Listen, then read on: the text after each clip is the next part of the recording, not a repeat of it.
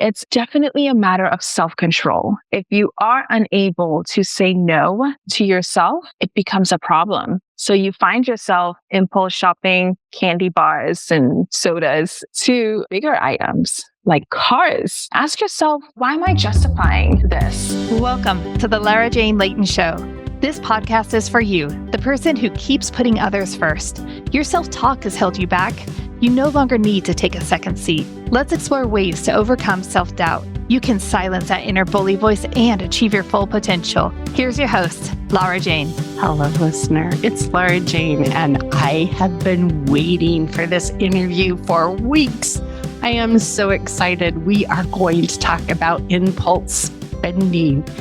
And you may not have a problem with it, but I do. And so Makeda has come on to give me some points and tips, and hopefully they help you too on how to curb our impulse spending. All of the information about Makeda, how to get a hold of her, her bio, are all right there in the show notes ready for you. And so Makeda, help! Keep my porch clean from all these Amazon boxes. Yes, I'm so happy to be here. I'm happy to have you. Tell me what I need to do. What do you need to do? Oh my gosh, impulse shopping is like this thing that we do all the time that we don't realize that we do unless someone points it out to us. It's a habit that's so ingrained in us. It's ingrained in who we are. Just like every other habit, right? There are a lot of habits that we have that we don't even think about it. It's just natural. We just do it. We get the cue and the behavior. It triggers the behavior, right? And so impulse shopping is no different. It's the same thing. I like to define it as making an unplanned purchase that is not necessary. And it's often triggered by something, whether that's a targeted ad on social media, an influencer, an email from your favorite retailer, a discount in the store, right? It's triggered by so many external factors, but it's also triggered by internal factors as well. So a lot of studies have shown that when we impulse spend, it's because we are in this emotional state. We are experiencing something. Either we are bored, we're anxious, we're stressed, right? And it's usually emotions like that that cause us to want to go out and do something, right?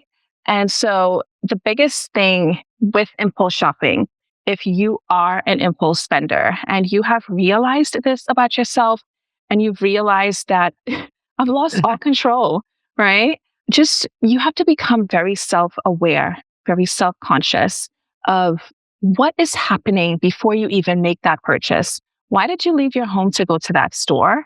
What is triggering you right now to pick up this physical thing and put it in your cart, or to click on that ad and put that in your online cart, right? You have to figure out what is happening at the moment. And once you're able to figure that out, that is, I would say, the beginning of just curbing this habit and getting to a point where you can break it, right? Because impulse, like I said before, it's so ingrained in you that it takes work to just stop it. Not everybody can just quit cold turkey. And it works like every other habit that we have, right? And that's why they say old habits die hard. So as you are just learning what is triggering you, that's when you can start to make some changes. Some of the tactical things that I like to share are implementing some type of rule. So like a 3-day rule, a 5-day rule. Let's say you see something like, oh, I want that, right? It's just like your impulses is like, oh. And so I would say to just pause on whatever it is you're feeling. 3 days, take some time, think about it. You want to ask yourself questions like, do I have something like this already that's currently working? Does what I have at home, is it finished yet? So if you're thinking about skincare and body care, hair care, does my bottle of shampoo, is it done or is it still full, right? You want to ask yourself questions like, why am I really buying this? Like, what's at the root cause of why I want to buy this, right? And you want to come to some like real answers too, that could hopefully lead you to not making that purchase. Yeah. So the 3-day rule, just stop, pause, think about it.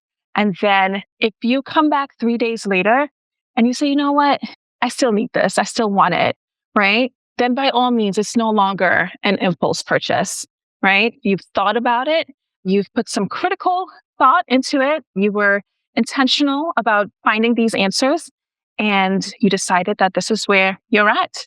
You want this thing.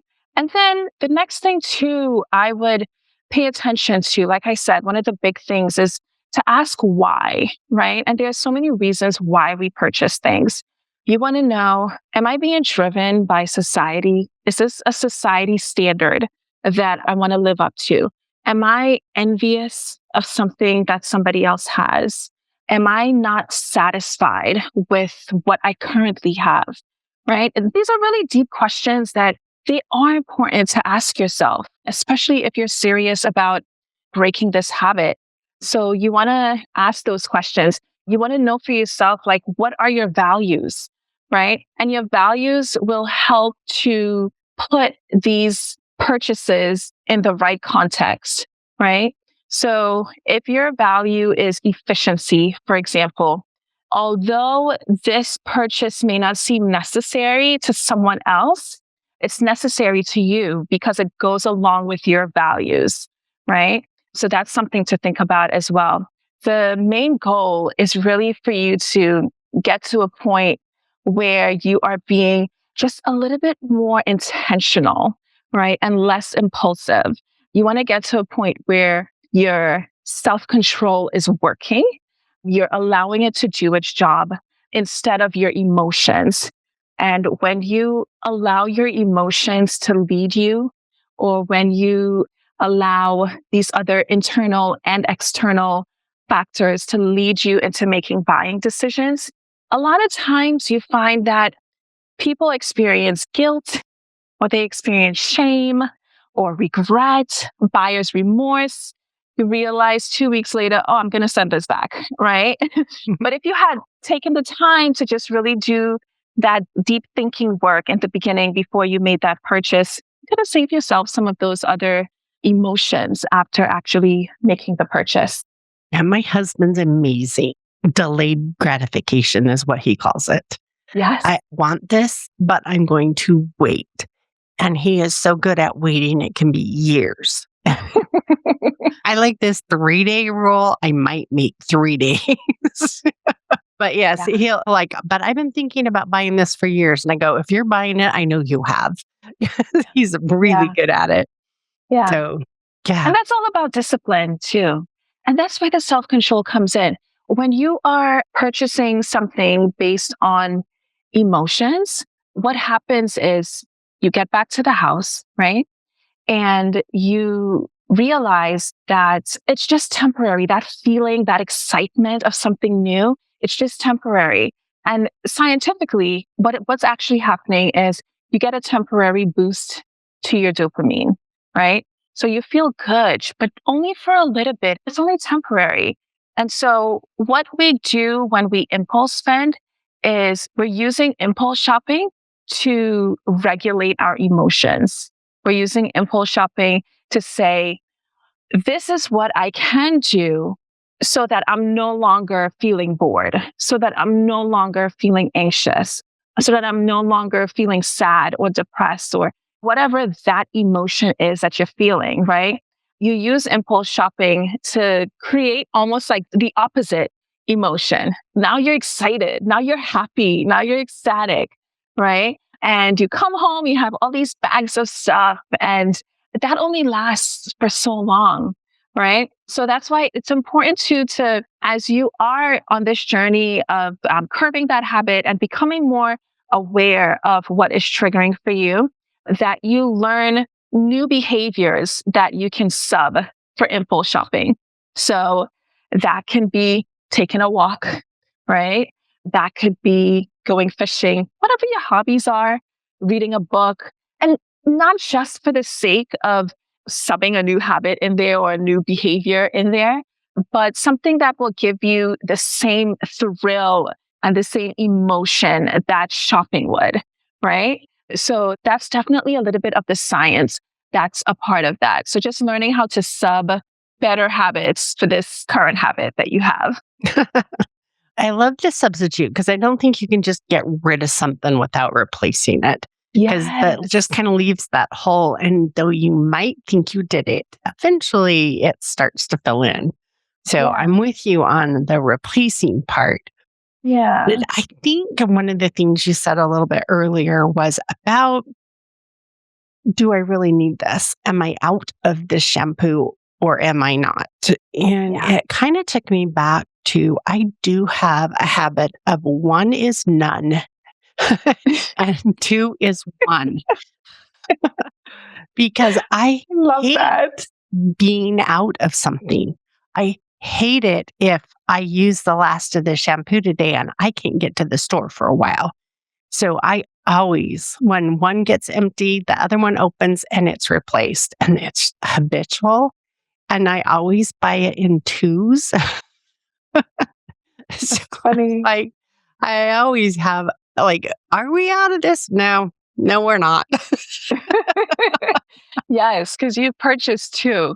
I think that as human beings, we are inquisitive, right? We always want to know what's out, what's up and coming, right? And for skincare and hair care and body care, especially for women, we tend to want to try a lot of the new things that's out. A lot of brands are launching something every day, right? And so I used to almost be like a product junkie. And I have curbed that considerably. And I only try like one thing at a time. So I have to use it. And so that is the strategy that I have implemented so that I'm able to use the things that I'm actually buying instead of just allowing it to pile up and buying more and buying more. And sometimes you forget you had this and you went and you bought another one. So I'm always about, I have one line of products. Maybe I have 3 products in the line and I have to use all of it. And not literally all of it, but I have to be able to get down to the bottom before I say, I'm going to go and try something else instead of having 3, 4 lines of products that I can't get through. So let's pretend like this is lipstick because I'm trying to understand what you're saying. So I'm not sure if I want the berry or the very berry or the mauve. And so you're saying you get the berry and you use it till it's done before you try the berry. Yeah. And so every product is different, right?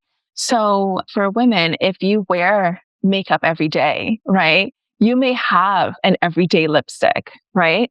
And you may want a date night lipstick. You may want an event lipstick, right? So lipstick, I would say there's room, there's opportunity there to have more than one, but not excessively, right? I would say 3 lipsticks at a time. It's not a bad idea, just for variety, right?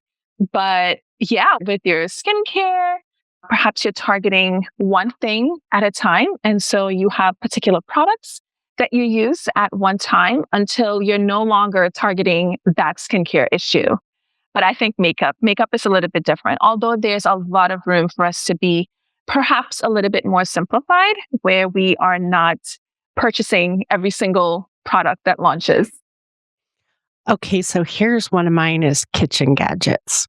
Yes. I have every kitchen gadget I think I want. And then another one shows up and it's like, ooh, that's cool. I got to have that. And my husband will say, where are you going to put it? I hate finding things in the drawers because they're so full. They're layered in there. You got to have one of everything. Well, let me ask you this, because I am a big cook. We have 3 boys and we have another one on the way. So we'll very soon be a family of 6. And so we do a lot of cooking. So I love kitchen gadgets as well. And I love being in the kitchen. Do you cook a lot? I do not cook every day, but my kids are all grown and out of the house. We do have family meals and they always say I cook too much. Because you got to have variety because one person might not like it. I think that's definitely one of the things that we say to ourselves to accommodate whatever it is we want to do, right? But in terms of kitchen gadgets, I would say if you have something in your kitchen that already does that job, you don't need to introduce something new that's just like very specific. If you have, I don't know, a chopper, a vegetable chopper, you don't need to purchase a chopper that only chops carrots, for example. So I think just being savvy with the gadgets that you do have and understanding how you can be as efficient with them as possible and just using it wisely and not just buying a gadget because it's trendy or it's the new item on the block or there's a discount for it. You just have to engage with the sale. I used to be like that. I used to be at Macy's every single Wednesday. I was an impulse shopper from 2005 to 2016. And I was at Macy's every single Wednesday on their sale days just to engage with their sales. I didn't need anything there. And eventually it did become too much. And impulse shopping has this way of almost like getting rid of your responsibility, right? Because you forsake other things that the money should be spent on, whether it's other bills, just more important things than clothes and shoes and whatever else. It's just so that you could take advantage of that 40% off. And yeah, it's just not the best thing. It's good to engage with sales, but only if you need that product, only if you've been thinking about it. You know what? I've really been thinking about this new gadget that would make cooking easier, or it would make food prep easier, or whatever. Just going through again your values, just making sure that making that purchase would align with those values. It sounds amazing. I have a specific question for you. Yes. About my big impulse shoppings, and I'm going to ask you how to fix it. But first, we're going to take a quick break and get a word from our sponsor, and we'll be right back. This podcast is sponsored by Lara Jane Coaching. You know you're ready to silence your inner bully voice. Let Lara Jane support you with coaching. To schedule an introduction call, go to larajanelayton.com. All right, are you ready for this question? I have a crazy thing when it comes to automobiles. Now, all these little things, they're not a big deal. You can get them in, you can throw them away. But when you impulse shop a car, it's a lot harder to get rid of because when you drive off the lot, it's just lost its value. A lot of its value. So, like, I bought several cars just because I wanted something different than what I had. And I've always been someone who thinks two cars. I told you I'm a twofer person. Two cars is better than one because if one breaks down, you have a backup and you don't have to beg. I hate begging off of anybody. So this one day, my husband was buying a new truck. He needed it. He's very frugal. He's very responsible. And he wanted me to come check it out. Well, while I was there, I fell in love with a Camaro. It's beautiful orange. You sat in it and it had these beautiful orange seats and these beautiful lights that shined in. And I had to have it. Like I've told him, don't ever take me car shopping because I will always want to go home with something. So I never had wanted a Camaro before. I never want one since, but it was so beautiful and I had to have it. I don't know why. How do you stop that one? Hey, we're already paying out lots of money for the other one. Why not just get two? Yeah. Oh, man. The first thing I would say about that is beyond the physical beauty of the product, right? Why did you need it? Why did you want it? Right. It was just pretty. I had no need for it. Right. And then my husband had to start parking outside the garage because then I now took up both spots. Yes. Right. So to me, that's definitely a matter of self-control, right? If you are unable to say no to yourself, it becomes a problem. So you find yourself impulse shopping candy bars and sodas at the grocery store, right? To bigger items like cars. I've never heard of that before, but I would definitely ask myself why. Why am I so intrigued? Like, what about this makes me want to buy this? Like I said, beyond the physical. ask yourself, why am I justifying this? Right? To your point, I've never wanted a Camaro before, but why is just the beauty of this car so stunning? Why wasn't there an option to perhaps Admire rent? it from afar. I had admired it at the lot and never brought it home. Yeah. So I would say you could rent a Camaro and have the experience of being in it. And sometimes experiences are so much better than physical things. You have the photos there, you have the memory there, you have this moment that you were able to create. And sometimes that in itself provides that satisfaction that you're looking for, right? Yeah, that's what I would say about that. Just digging a little bit deeper to find out. And then, like I said, there's always the problem of not being able to say no to ourselves, right? We don't like when people say no to us. So why should I deprive myself of something that I want, right? So just checking yourself there and starting with the little things. It doesn't have to start off with no to a big thing, but you want to be able to grow to the point where this muscle is strong. This say no to myself, that muscle is strong. And then just discerning the difference between a want and a need, right? When you think about a need, you think about something that's essential, something that's perhaps important to live, to remain alive, right? Something that's important for your family.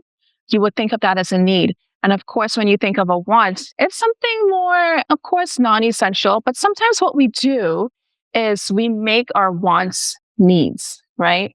By justifying them, justifying like it's something that you want, but you have now justified it to be something that you need. My family can't live without this, or I can't live without this, right? And this is important for me to have. And so we've moved, I don't know, a case of soda, for example, right? We've moved it from the want to the need when perhaps, I don't know, a bottle of juice might be a little bit, or a case of water, right? Would be a little bit more in the need category. So that's what we do to the point where there's no distinction anymore. You discern what is a need and what is a want. And I think that's also part of impulse spending. We have not flexed that muscle, just doing that little bit of extra work before we make that purchase. Am I going to put this in the cart, or am I going to keep it on the shelf?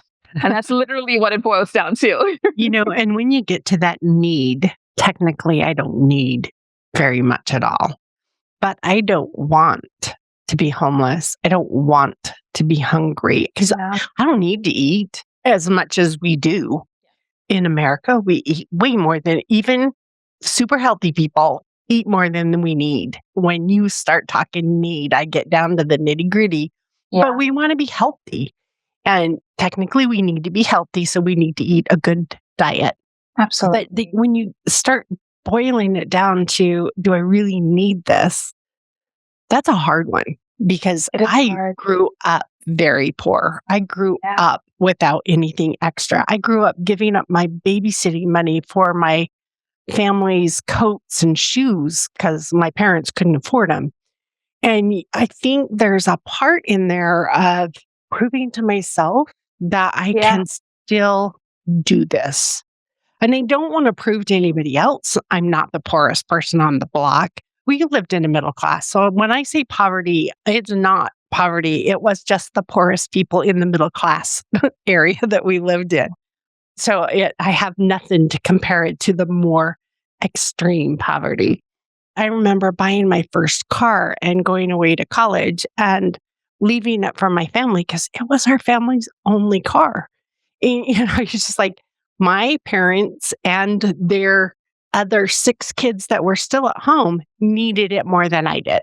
And so it's that balance of what is a need and what is a want. And having a comfortable lifestyle for me is a need. I don't want to be without because I did it. I did it for too long. I had nothing.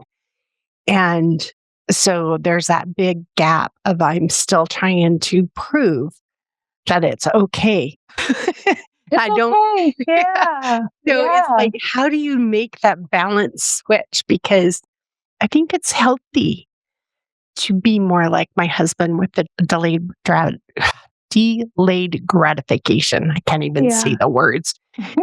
Then I like my instant reward. So there's that balance. The 2 years, no, you don't need to wait 2 years. But No. I think there's that balance of where does it sit. And yeah, so I'm learning. I'm going to get better, way better than I used to be. Oh, that's progress is good. When you come from that place that you're speaking about, and I've seen this and talking to a lot of people, I've seen that some of the reasons why people impulse shop is along the lines of what you just said, but lower than you, right? So they've experienced poverty. They've experienced living in a smaller home with lots of siblings. They've experienced a lot of hand-me-downs, right? They've experienced having to go without. So as an adult, a lot of what drove their spending habits was just no longer wanting to be in that place where they came from, right? And I can understand that totally. And sometimes, however, it can be a stumbling block for you when you are on this road to progress, right? And wanting to change it can be a stumbling block if you are not paying attention to these mental triggers that are there, these emotional triggers that always bring you back to, well, I don't want to go without, or I don't want to have to choose, or I have the money, so it's really okay, right? And so you have to pay attention to that, and you have to name it, and you have to realize that, hey, you're no longer in that position anymore. You're in a better position. You're in a position where you can be a blessing to yourself, and you're in a position where you can even be a blessing to other people, right? That's also an alternative, right? To understand that perhaps, not perhaps, but there are other people who are experiencing what you once experienced, right? And this could be, as you're moving in this journey from impulsive to intentional, this could be one of the intentional things that you do with your financial blessings, right? Instead of buying another unneeded, unplanned item, you can share this blessing with someone else, whether it's a less fortunate family in your neighborhood, whether it's a less fortunate family in your church, in your community, at your job. These opportunities present themselves all over. And this could be one of the intentional ways how you decide to use your money. Yeah, I love that because having that time of being a single mother and struggling, pushing myself through school and trying to balance work, kids in school, and all that stuff, I was so blessed that there was a welfare system. I was so blessed that there were neighbors that wanted to help and that there were sub for Santas and all these things that I couldn't do for myself. That the second I got to a point where I was employed and I was making money, my kids and I have done sub for Santas for people because that's our way of repaying what we received when we were in such a huge need. And that's been a while because they're gone. And around here, we have those angel trees and stuff that we still find a way to give. It's just not just us and just one family. But I know I feel better when I share the wealth. Yes. And I can participate and help other people who are just having a rough spot. Yeah. And I love the idea of this delayed gratification. So I'm going to commit to you that I will not. My Amazon's my vice because it's easy. I don't mind putting things in my cart, but they will sit there and make sure that I really need them for 3 days before I actually purchase them because Amazon will have them there overnight anyway. So I'll be the one waiting. Yeah. What you can do too, when you put them in your cart, and let's say you've done the 3-day rule and you've come back and out of those 5 items, you're like, you know what? I don't need 3 of these. Add them to the save for later. Just hit save for later. And it goes in a different, yeah. And you know what? I do that too. And I forget. I forget that there are items there until I go back. I was like, wow, I can't believe I don't need thought this. I needed this. I don't need this. Exactly. So I love that. So we kind of learned about waiting and really analyzing the need. And don't go to the extreme of we only need water, air, and shelter. There are other needs we have. So is it a need? And is it a need I need right now? What is the urgency of this need? And so those are the things that you talked about up front. We are at the end of our time, but I would love for you to give us some last minute words of wisdom. You can even repeat the same three things, but is there additional things that you want to share besides those?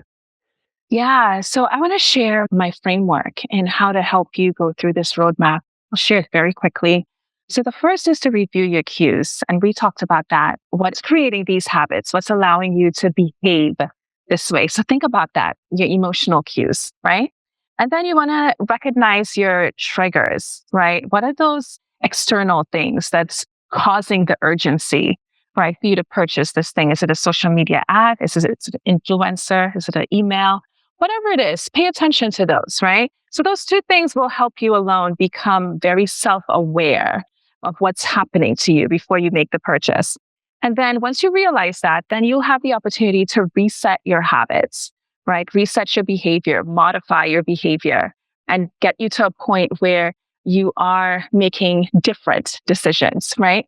And finally, once you get those three things done, you'll realize that you'll have the opportunity to restore your self-control. And that's in this journey of going from impulsive to intentional. You start to think more deeply, think more critically, ask yourself other questions that will help you to manage making purchase decisions differently. And I would say too, once you're done with this, learn how to be content. Contentment is a huge part of impulse shopping. And you'll realize too that if you have an impulse spending habit, it's because there's something you're not satisfied about in your life, where you are, physical items. Just be on that journey. Start to experience gratitude by being deliberate about it. Use your things. Say thank you. Appreciate your things. And you'll reach contentment and you'll realize that you no longer have this hold. Your emotions are no longer leading you. Your impulses are no longer leading you. You'll have self-control. You'll be more intentional. I love that. I'm trying to remember the quote, and you probably know it. It's something about he who is content with little is much more rich than he who is not. Yes. And it's being grateful for what we have. And I love the gratitude part. To me, I want to live a life of gratitude for everything. Even the struggles, I've got to be thankful for them because they make us stronger. They make us human. Yes. We're not superheroes, we're human. And so I love that. So ending words, listener, let's live a life of gratitude. And let's look for, I can't remember all three of them. There was being aware of the trigger. What was the first one? Yeah. So review your cues. Review the cues, be aware of the trigger, and then reset your habits and restore your self-control. I could do that. It's so easy. Yes, it is. Oh, Makeda, thank you so much for joining us today. It has just been a pleasure. Makeda and I are not medical professionals. I know that this is definitely one I've been looking forward to, and you didn't disappoint at all. Thank you. And I know our listener is going to enjoy listening to you also. Thank you so much. Stay tuned for the next episode. Are you tired of waking up exhausted? You are not alone. If you're looking to take your life back, let's start with the simple step of adjusting your self-talk. Stay tuned for the next episode with your host, Lara Jane. Remember to follow the show so you don't miss a next simple step that you can use to feel more confident. And please leave an honest review.